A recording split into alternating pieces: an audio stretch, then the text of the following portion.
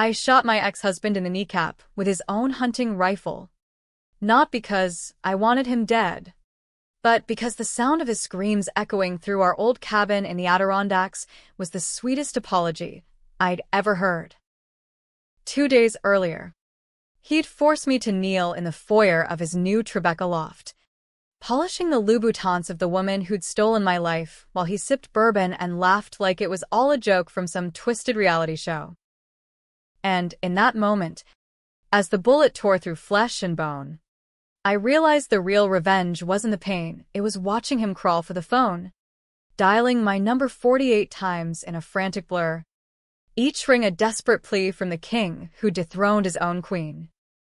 But let's back up, because that's the end of the beginning, and this story doesn't unravel without the knots of betrayal that tied me here. My name's Madeline Harper. Well, it was before Richard decided Harper was too pedestrian for his rising star.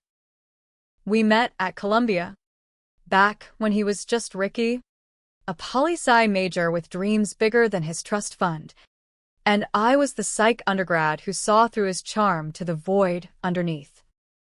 I loved him anyway, or maybe I loved the version of myself I became around him. Sharper, bolder. The girl who could match his wit in smoky campus bars and hold her own at faculty mixers. We married young. Too young. In a shotgun ceremony at City Hall because his daddy's law firm wouldn't fund a playboy anymore. I dropped out to support him through law school, waitressing doubles at a midtown diner while he buried himself in case law and conquests I pretended not to notice.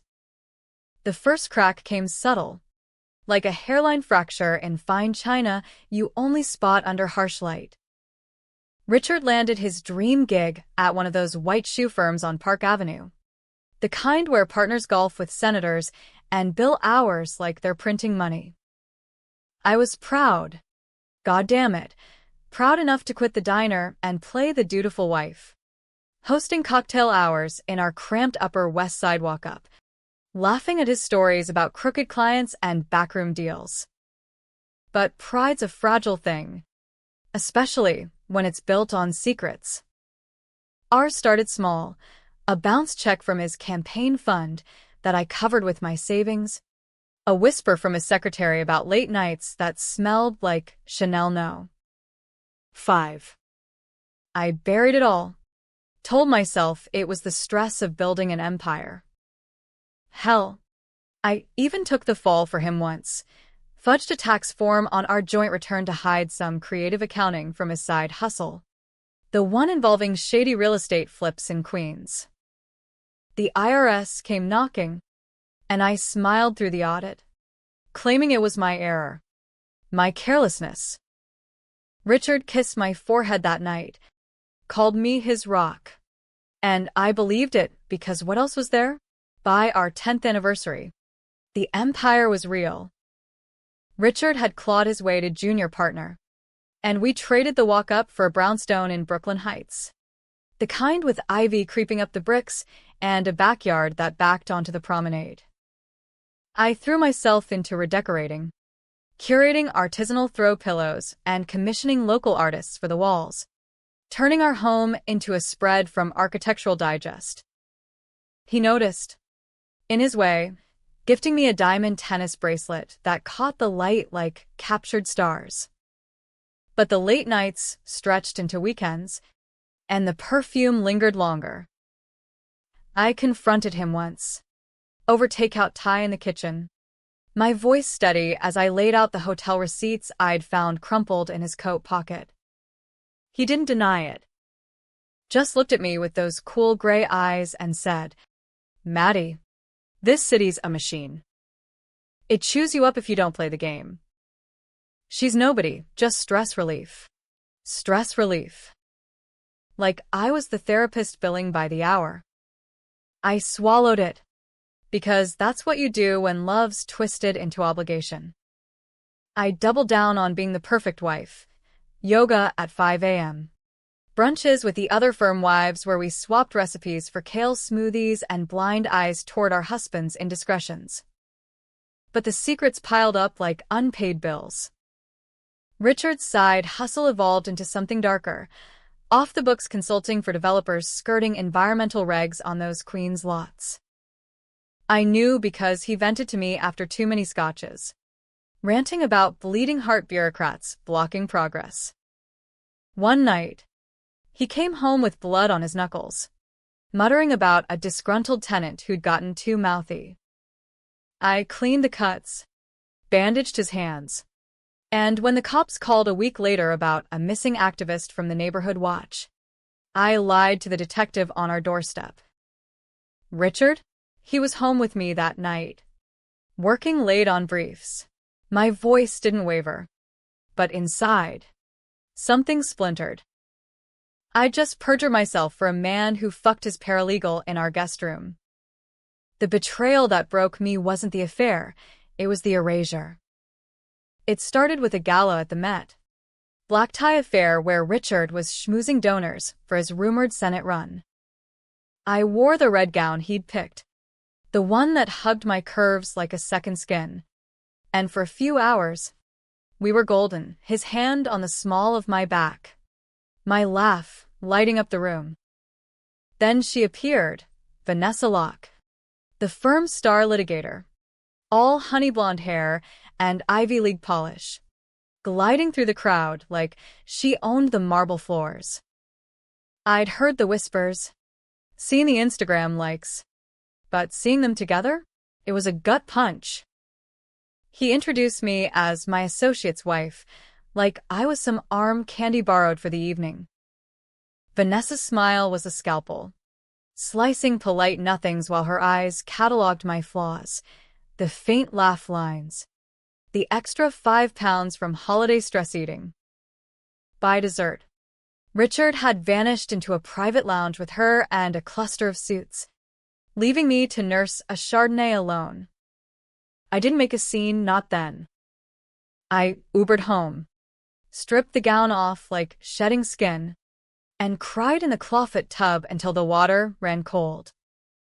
The next morning, he didn't apologize. Instead, he sat me down at the breakfast nook, coffee steaming between us, and laid out the future like a deposition. Maddie, this isn't working. You're holding me back. The optics. You know, Vanessa gets it, the game, the grind. She's the one I need beside me for the long haul, holding him back. After a decade of alibis and audits, of smiling through his conquests and covering his tracks, I laughed, a hollow bark that startled the neighbor's dog yapping outside. So that's it? I'm the dead weight in your rocket to the top. He nodded, clinical as a surgeon. It's not personal. But yeah. And look, the brownstones in my name, firm perks. You'll need to move out by month's end. Oh. And one more thing, Vanessa's particular about staff. She wants you to handle the transition. Housekeeping, menus, that sort of thing. It'll look good on your resume. Keep things civil. Staff. He wanted me, the woman who'd borne his secrets like original sin, to play maid to his mistress. I stared at him, the man I'd built from boy, and saw the monster clear, maw open, demanding tribute. Fuck you, Richard, I whispered. But he just patted my hand like a condescending uncle. Sign the papers, Maddie. It's cleaner that way. I signed. Not because I was weak, but because surrender was the sharpest blade I'd honed yet. I packed my life into 2 suitcases and a storage unit in Red Hook, crashing on a sorority sister's couch in Williamsburg while the divorce lawyers circled like vultures. The papers called it no fault, but fault was etched into every clause. The brownstone gone, the savings drained by his marital contributions, even the tennis bracelet repossessed as gifted property.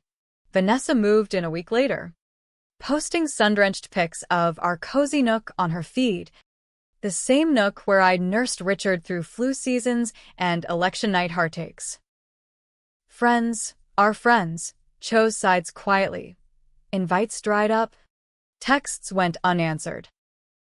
I was the villain in their narrative, the bitter ex clinging to relevance. But I wasn't done. Oh no.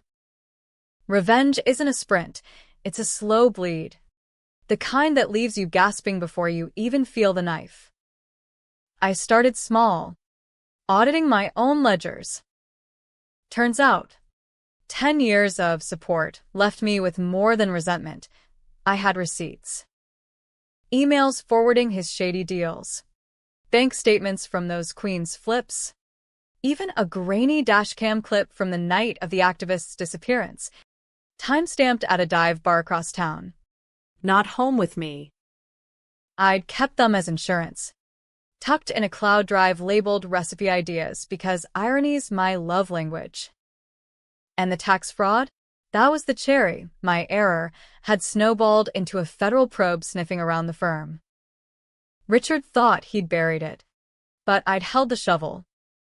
2 weeks after the loft handover, after I'd scrubbed baseboards on my knees while Vanessa scrolled TikTok from the chaise, cooing orders like I was her personal Alexa, I got the call.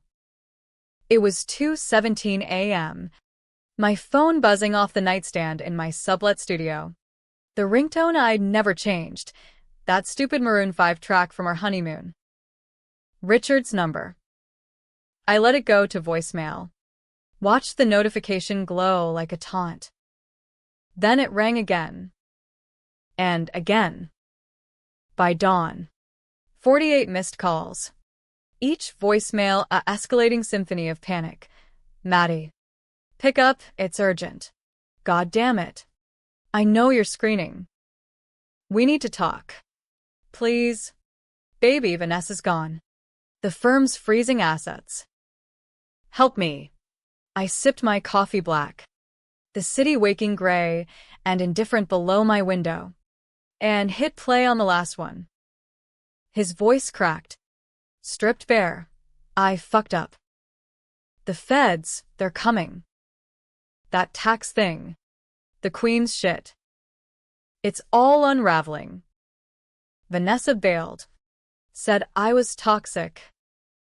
I need you. Maddie. You're the only one who knows how to fix this. Fix this. Like I was his fixer-upper. The loyal side chick to his chaos. Laughter bubbled up. Bitter as bile. He demanded I serve. And now he begged. But service comes with a price. And mine was due. I didn't call back, not right away. Revenge. Real revenge. Isn't about the quick hit, it's the long con. The one that keeps them up nights wondering when the hammer drops. I spent the day at a cyber cafe in Bushwick. The kind with mismatched chairs and baristas who don't ask questions. Pulling strings on those digital ghosts I'd hoarded. First, an anonymous tip to the Southern District, a PDF bundle of Richard's emails. Redacted just enough to trace back to a burner IP in Jersey. Then, a whisper to the Post's investigative desk, nothing flashy. Just a nudge about alleged misconduct in high-profile divorce tied to a certain partner's extracurriculars. By evening, my inbox pinged, a junior reporter fishing for quotes. Her tone all wide-eyed ambition. I fed her crumbs. He always said marriage was a merger. Guess I got the short end of the deal. Words spread like bad takeout.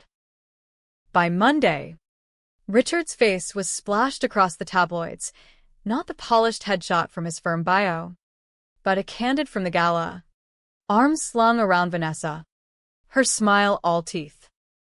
Headlines screamed, "Power couple implodes, betrayal or business?" The comments sections were a bloodbath, team wife versus Slutgate.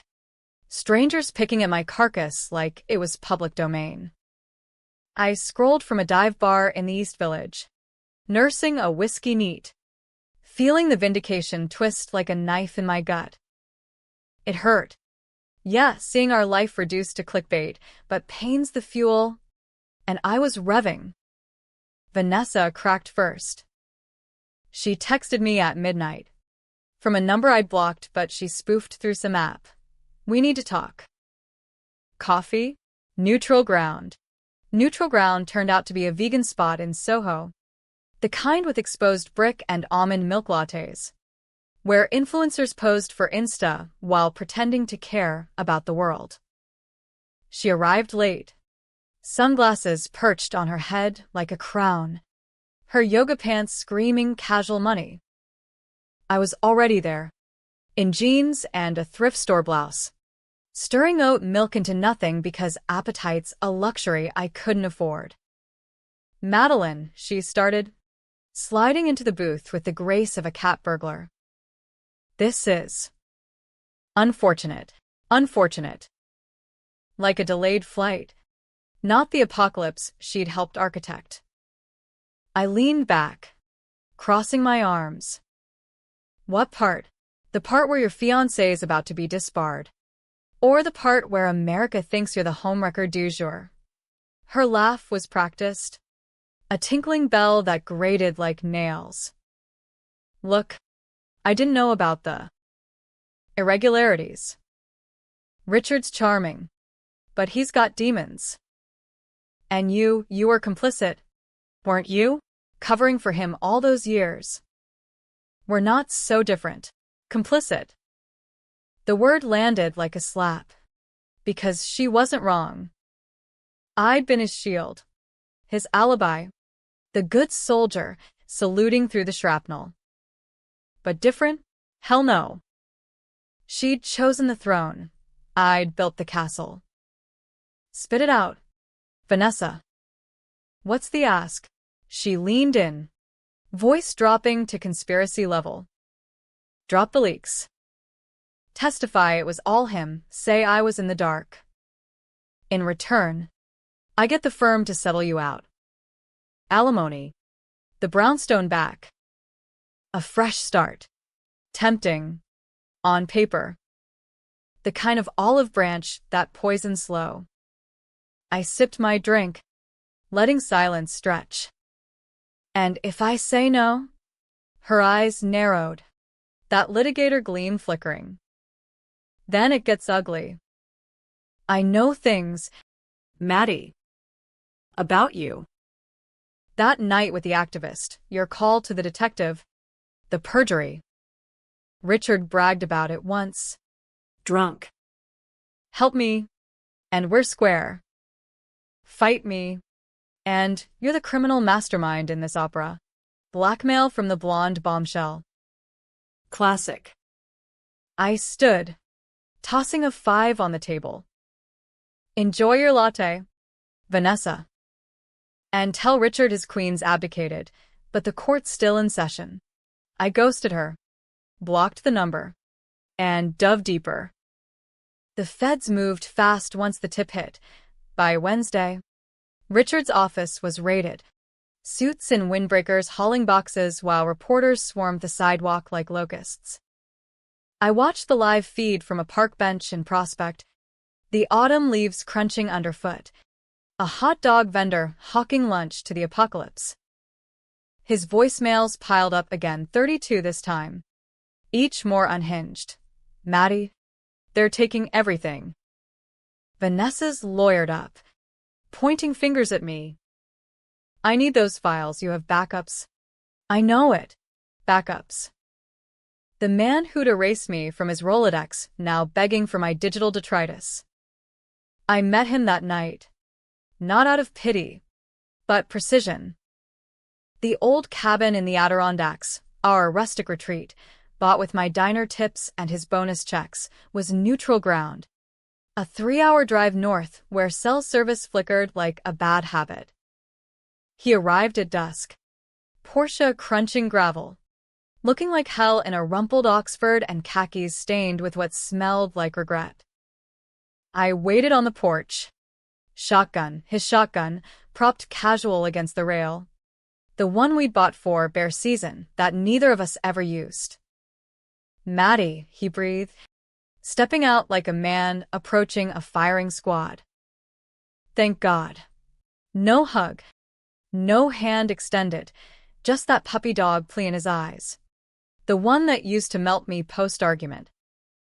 I nodded toward the door. Inside. We've got woods to talk. The cabin smelled of pine and mildew. The stone fireplace cold as our marriage's corpse.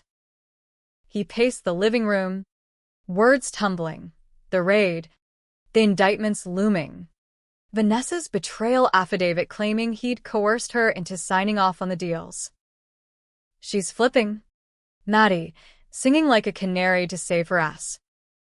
And the press. They're painting me as some white-collar sociopath. I need you to go public. Say it was all her idea. That you suspected, but I protected you. Protected. The irony burned hotter than hearth embers. I poured us scotches from the dusty sideboard. Neat. And handed him a glass. Protected? Like when you made me scrub your girlfriend's shoes. Or when you perjured me into your sins. He downed it in one. Wincing. That was a low point. I was angry. Lashing out. But this is life or death. The Senate dream's dead. The firm's cutting me loose. Help me, and I'll make it right. The brownstone. Cash, whatever you want. Whatever I want. The words hung, and in that suspended breath, the cabin's shadows lengthened, the wind rattling panes like impatient ghosts. I set my glass down, deliberate. What I want, Richard, is for you to feel what I felt. Invisible. Disposable. Begging. His face crumpled. Confusion to realization. Maddie. No, don't do this. But I was already moving, the rifle cool in my hands, chambered with rounds I'd loaded that morning. The shot was deafening. A thunderclap in the timber confines. His knee buckled, blood blooming dark on denim. His scream a primal thing that shook dust from the rafters. He collapsed, clutching the wound, eyes wide with shock and something like awe. Why? Why the leg? I knelt beside him, not to help, but to whisper close. Because dead men don't call 48 times. This is your wake-up, Ricky. Crawl if you have to. Dial away. He did. Eventually. Phone fished from pocket with trembling fingers. 911 slurred through gritted teeth. I watched from the treeline as lights flashed distant, sirens wailing like banshees. Then I drove south. The rifle stowed, heart pounding a rhythm of release. The news hit by morning. Disgraced attorney shoots self in domestic dispute? No, twisted just enough to question. Reporters speculated. Suicide attempt? Lovers quarrel? I said nothing. Let the ambiguity fester. But Vanessa wasn't done. She called from a blocked line that weekend. Voice honeyed venom. Clever. Madeline. The knee, poetic. But he's pressing charges. Assault with a deadly. You'll rot. Rot. The word echoed as I stared at my reflection in the studio mirror. The woman who'd gone from wife to warrior staring back. Charges. Maybe. But the feds had bigger fish. And Richard's empire was crumbling sand. I hung up, poured a drink, and toasted the mirror. To new beginnings. The fallout was a media circus. The kind that turns ordinary folks into overnight philosophers debating morality over Morning Joe. Richard's knee mended slow, shattered patella. They said, 6 months of PT and a cane for life. But his spirit? That was the real casualty.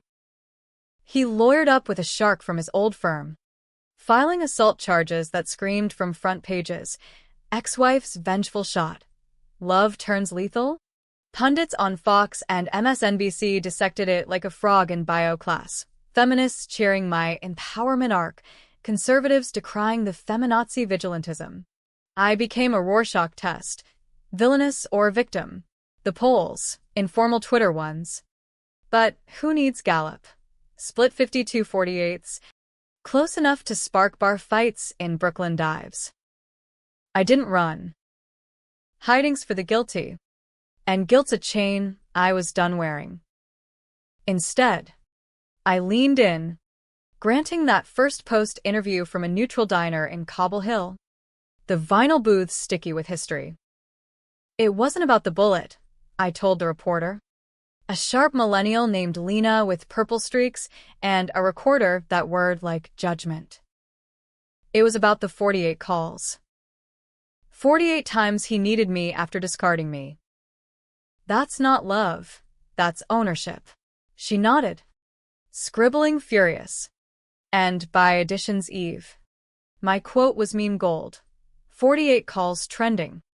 Women posting their own ex-tales like war stories around a campfire.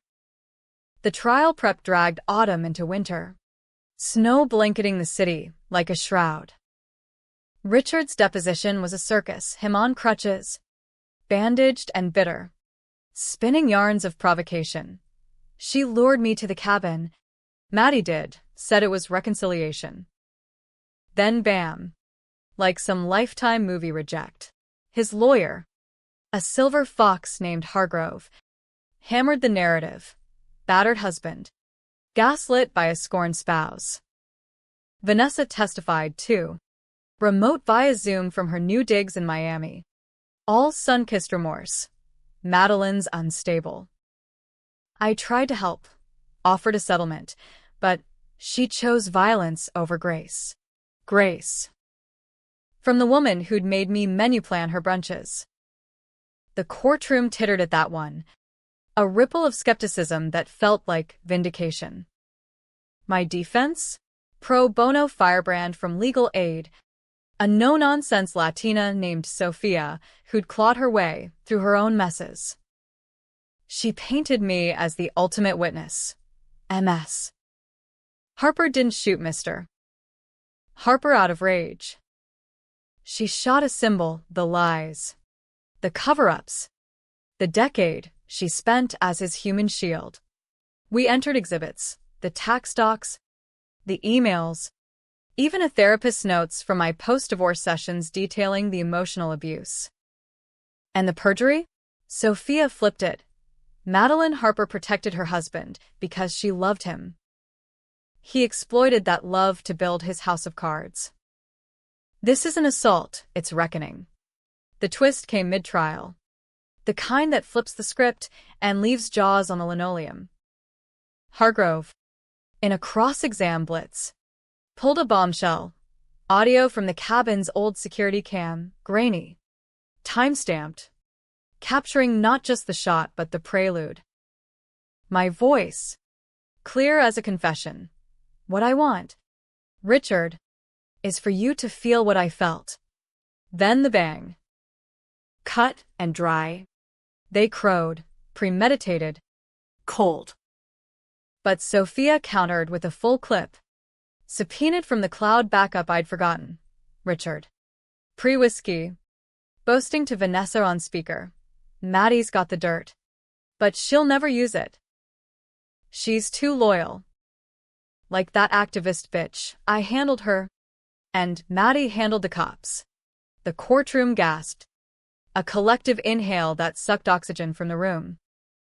Vanessa's face pixelated pale on the screen. Richard's crutches clattered as he lunged, only to crumple. The activist, Elena Vasquez. They named her finally, wasn't missing. She'd surfaced in witness protection. Her disappearance, a relocation after Richard's persuasion session, threats. Not fists, but enough to shatter. The feds pounced, folding the old case into the new.